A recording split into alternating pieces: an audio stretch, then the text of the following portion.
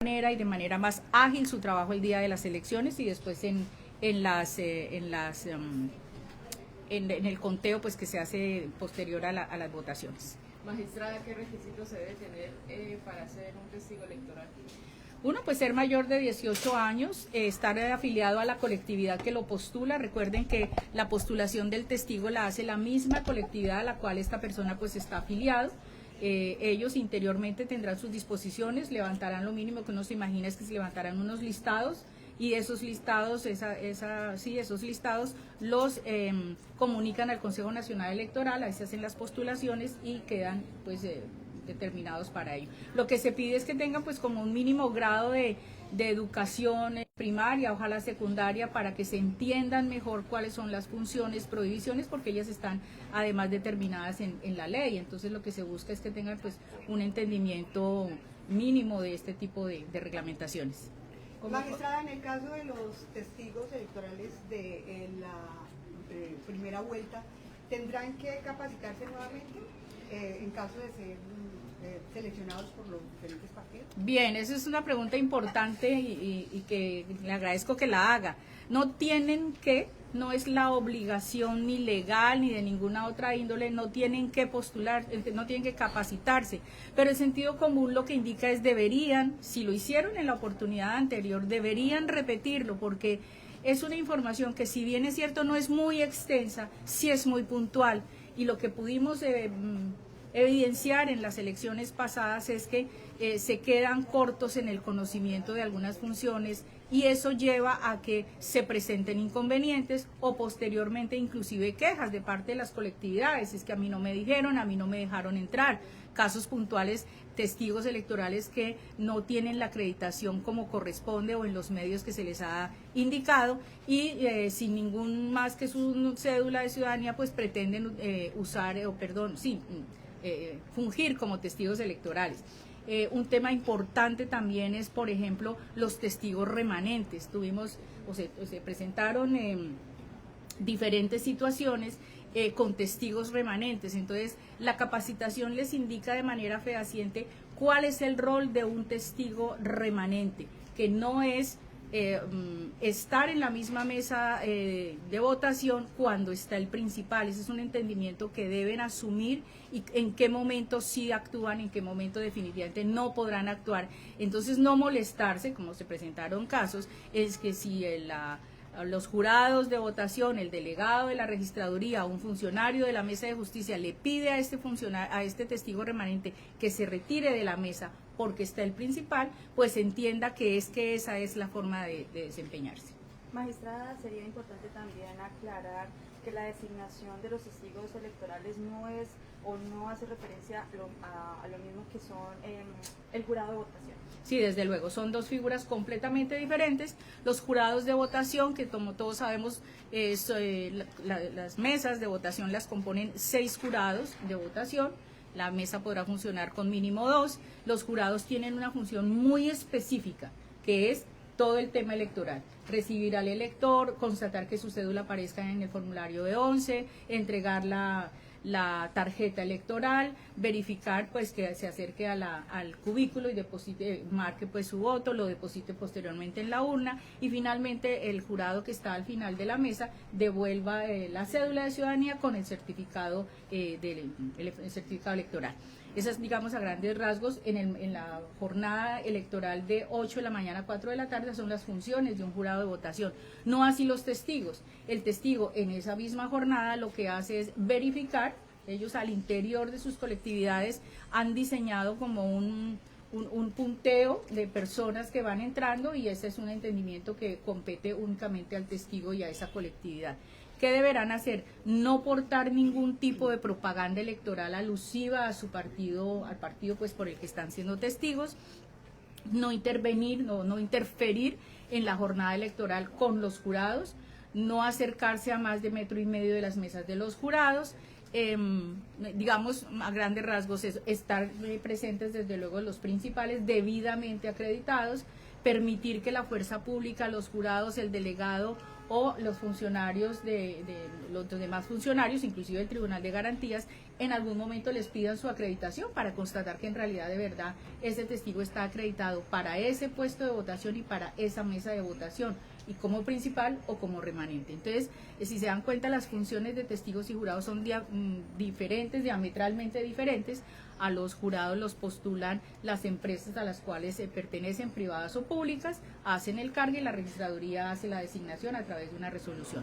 Los testigos, por el contrario, los postulan los partidos políticos, hacen el cargue en la página del Consejo Nacional Electoral, y ahí pues queda la acreditación y después la capacitación.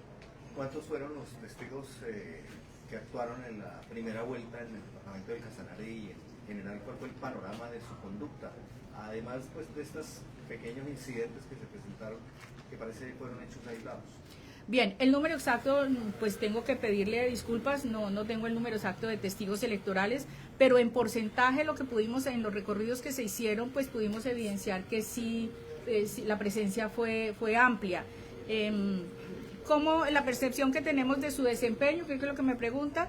Pues en términos generales, pues buena, en términos muy generales. Sin embargo, nosotros consideramos, o yo a título personal, como miembro del Tribunal de Garantías del Casanare, mi percepción es que jamás sobrará el conocimiento, para nadie ni en ningún aspecto. El conocimiento siempre nos permitirá hacer una mejor labor, ser más puntuales, ser más prolijos en la manera de desempeñar sus funciones. Así de que la capacitación no sobra, aun cuando se hayan desempeñado, digamos, en términos generales, hablando de los diferentes municipios del Casanare, en términos generales bien. En lo que hace el uso de alguna tecnología, de cargar el celular, ¿podrán hacer uso de él los testigos? Los celulares como tal, como aparato celular telefónico, no. Está prohibido para todas las personas dentro de las mesas de votación. Y aquí voy a hacer como una aclaración que yo creo que es algo que también a testigos les ha generado confusión. Una cosa es el puesto de votación y otra distinta la mesa de votación. Entonces hay la errónea concepción de que el puesto de votación es donde está el cubículo. Y lo demás, digamos, como que para que ellos es lo mismo. Por eso un poco se alegaba en su momento en algún lugar que ellos sí podían utilizar los teléfonos en cualquier lugar. Entonces la respuesta es, sí existe un aplicativo puntual que desde luego se descarga de los teléfonos celulares según la modalidad del sistema que se tenga, si es Android o si es iPhone. Entonces hay dos diferentes, si es iPhone, el App Store, y si es Android, la Play Store, de Google, la Play Store. Se baja el aplicativo en el celular, desde luego, pero ese celular con el aplicativo instalado únicamente lo podrán utilizar fuera de las mesas de votación, no dentro. ¿Para qué lo podrán utilizar? Si evidencian en el curso de la jornada electoral, vamos a mencionar de 8 a 4 de la tarde, una situación que les llame la atención por irregular, ellos podrán en ese aplicativo hacer esa anotación. Hay una parte en donde se hace eso de manera puntual, por eso fíjense la importancia de la capacitación para que lo aprendan a utilizar.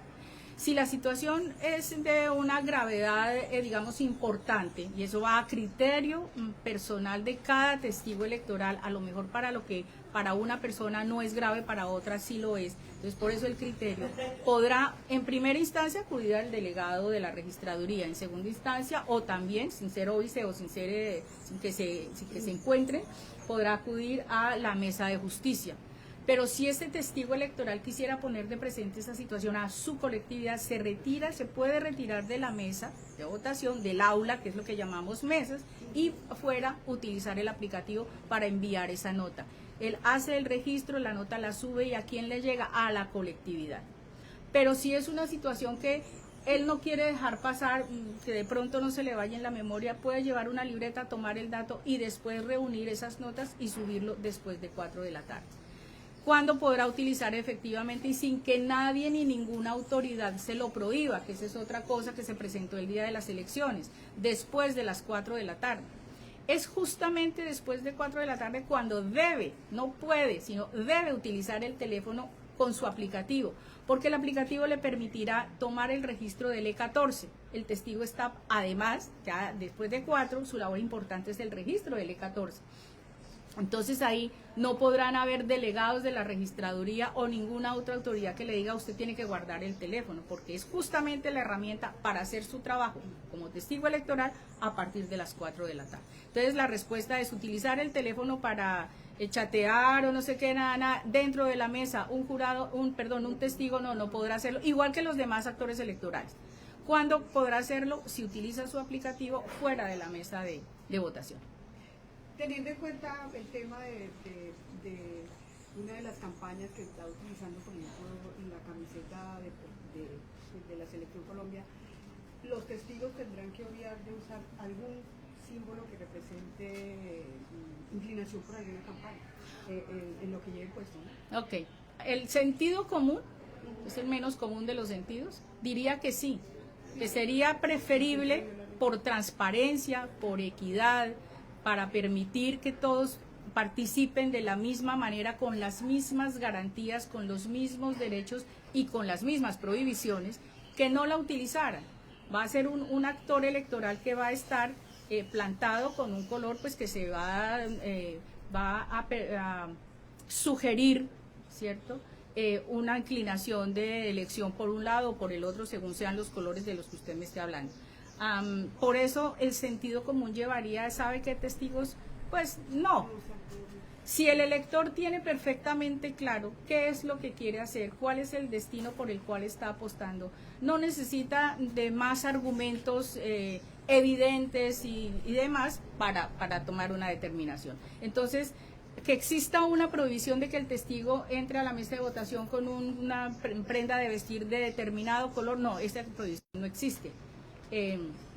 A diferencia de lo que una personera me dijo a mí el día de las elecciones, que le mostrara la resolución en donde decía que cuáles colores estaban prohibidos. Pues un absurdo como ese pues no existe, más bien se acude al sentido común y sería preferible que no lo hiciera. Si un testigo entra vestido con una prenda determinada que tenga unos colores que la gente pueda identificar como un partido determinado, pues no podremos decirle que se retire, pues porque esa prohibición como tal legalmente no existe. Gracias, magistrado.